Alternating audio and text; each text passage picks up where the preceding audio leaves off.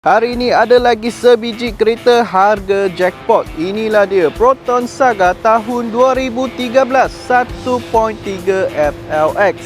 So kereta ni di JB Autoworld hanya nak jual 13,800 sahaja dengan harga body. Okey, kalau anda nak loan kereta ni boleh loan lagi 3 tahun, monthly dia dalam 500 lebih. Kalau anda nak beli harga cash pun boleh juga. Harga dia hanya bawa 20,000. So anda boleh tengok condition kereta, nampak memang sangat cantik. Sebab kereta ni kami telah siap dengan 4 layer cat yang baru. Dan untuk lampu kereta ni pun dah siap tinted lah. Nampak dia sporty sikit. Lagi-lagi owner sebelum sudah tukar dia punya rim. Anda tengok rim dia memang sangat cantik. Owner sebelum sudah tukar dia punya rim. Bunga tayar mungkin ada lagi 40% ataupun 30%. Masih boleh pakai dalam setengah tahun lah. So interior kereta nampak masih cantik lagi. Mungkin ada sikit-sikit calar lah, tapi dia tak teruk.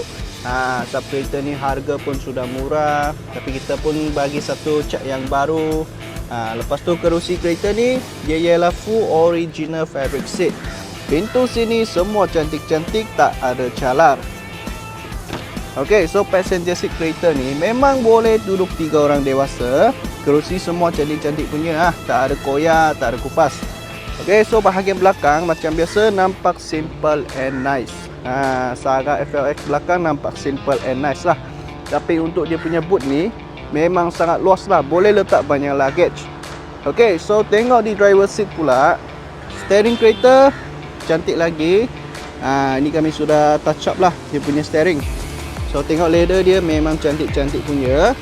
Lepas tu mileage kereta baru dalam 90,000 sahaja, belum lagi 100,000. Okey, kereta ni gearbox dia sangat smooth, engine pun sangat smooth lagi. So kereta ni ingat di JB Autoworld hanya nak jual 13,800 sahaja dengan harga body monthly dalam 500 lebih.